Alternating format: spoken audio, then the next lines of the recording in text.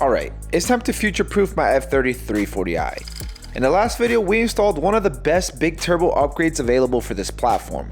Man, did it sound epic on its first start. Bro, that sounds good. Now it's time for some supported mods. Two key upgrades that will allow my car's B58 to make 1,000 horsepower plus reliably.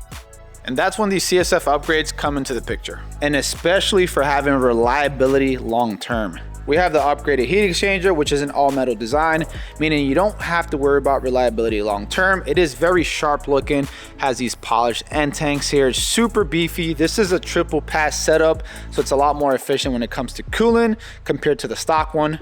It also comes with a rock shield as well, so you can protect your investment, especially if you're racing your car, which is a very nice touch.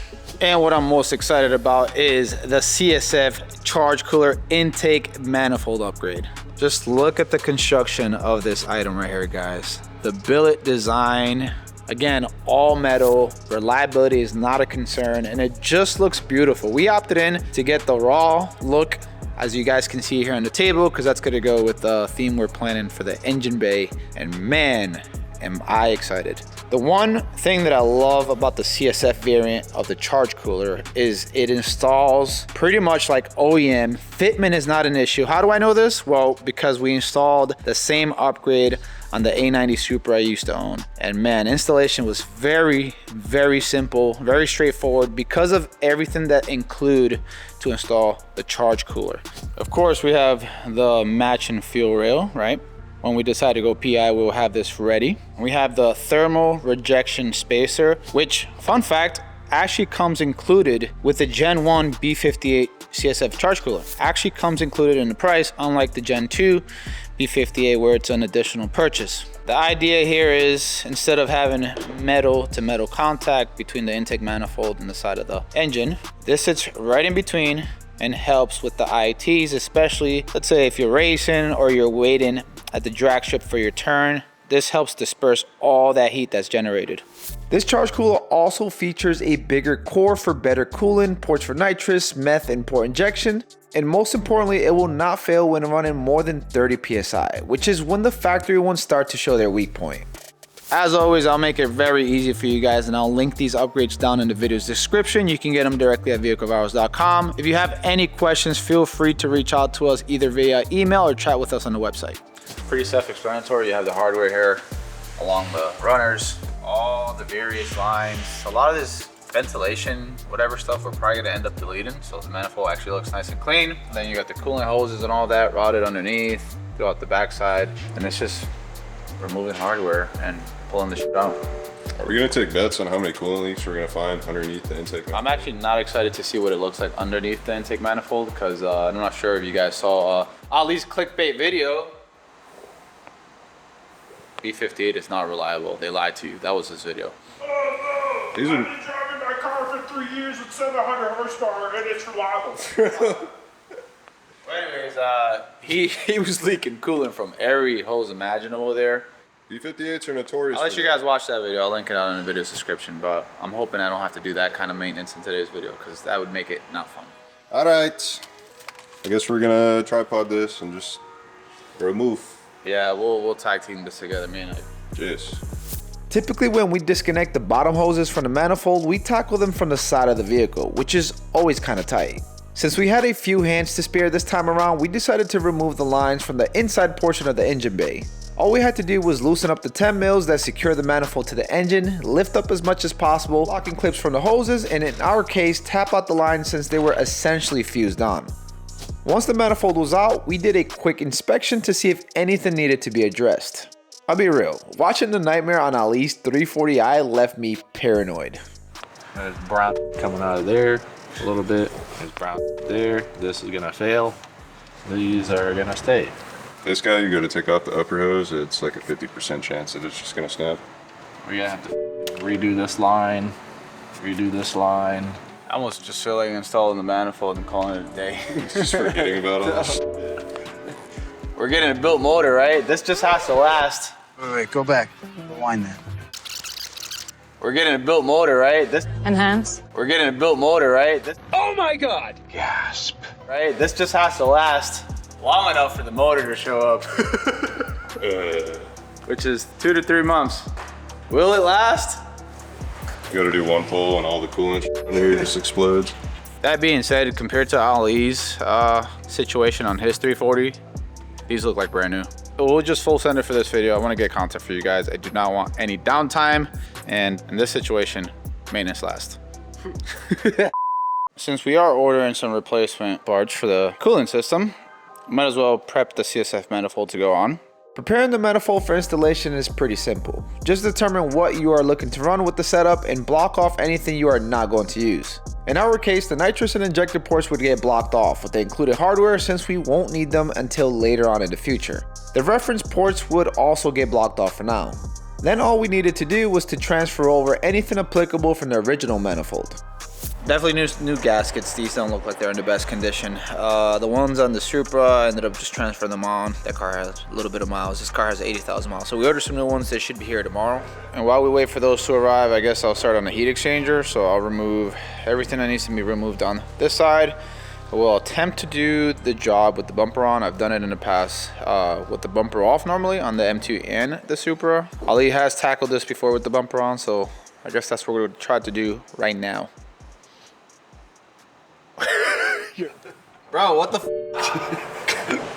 Just keeps making it on every video. It's your fault, bro. Removing the stock heat exchanger is tricky on these cars. We first started by removing all the covers on the engine bay and making our way underneath the car to drain coolant from the lower hose. While this is the first time we've ever taken out the radiator to do a heat exchanger upgrade, it definitely made things a lot easier and I think it was worth the hassle. Beefy, skinny, triple pass, single pass, plastic end tanks, metal end tanks, prettier, uglier, better, worse, me, likey. And just like that, heat exchanger upgrade installed. Oh, yeah, you can tell this car got some quality parts just by looking at the front end. Woo, me likey. To give you guys a side-by-side comparison, here's the CSF Super Manifold, and here's the Waffle ugly stock one. Obviously better reliability, better cooling, bigger cores, more efficient. Shouldn't fail. Let's go ahead and get this bad boy on. We mocked up the cooling lines that CSF includes and cut them accordingly for a perfect fit. The one thing that we couldn't decide on were the evap lines that sit up top. They looked absolutely atrocious and took away from how cool the upgrade looked. So we decided to reroute the lines underneath the manifold as best as we could. Alright guys, and one got lunch and now the CSF manifold's on there. Oh god, there's permanent grease marks on here. Chinese hands. There's indentation in the manifold so you can get to the oil filter. Still sucks that BMW places that under there, but whatever. Better than the S58, where it's like sitting underneath the coolant reservoir. Ethanol sensor, flex fuel sensor available for F chassis cars. Oh yeah, full flex fuel kit going up on the open box items section, which is a new addition. Probably got 200 miles on it. So the rest of the stuff here, like all the caca and the evap stuff, we're eventually gonna delete all of it, but for now we're gonna connect it. So No, we're not. Don't snap your fingers. We're deleting it. that's not very relatable though. Oh yeah, this is so fucking relatable. Hey bro, Well, you gotta this do it. manifold costs more than my whole car. Exactly. So relatable. All right, so here's where we're at. Everything has been installed and done off camera. Everything looks good. Charge pipe is back on. Started the car off camera just to ensure everything was good. We don't have any exhaust leaks, any coolant leaks or anything like that. So we're Gucci. Oh yeah, I guess we cut the beauty cover in half just for now. It was either this or I cover the entire thing. Why would I want to do that? I want to show that off. Whatever. Anyways, last thing to do here before we load up a tune is motive reflex.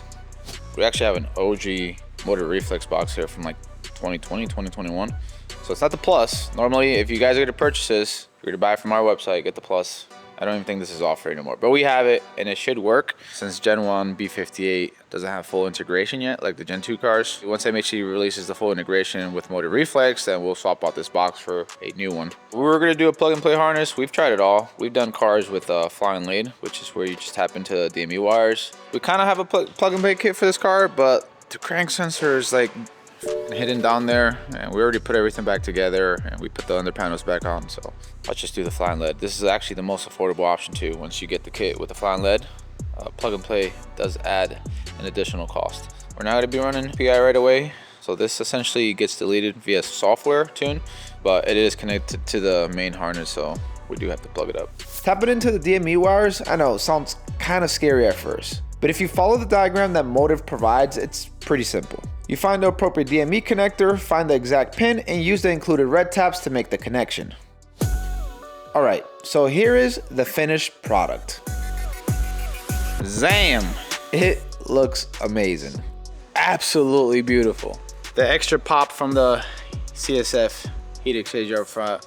Just one look and you know this car means business for real. Oh, this is so good. I would include the first drive in this video, but sadly we're still waiting on a bass tune. I don't want to keep you guys waiting. I'll make a deal with you guys though. If I can get 1,000 likes on this video, I'll rush, like super rush, with the tune and the first driving impressions out to you guys ASAP. I promise, ASAP. I'll work overtime to make sure I get that out to you guys. So like the video and subscribe to the content if you haven't already. This is like the best time to subscribe because this build is about to be next level, like very, very fast. As always, thanks for watching. Till next time.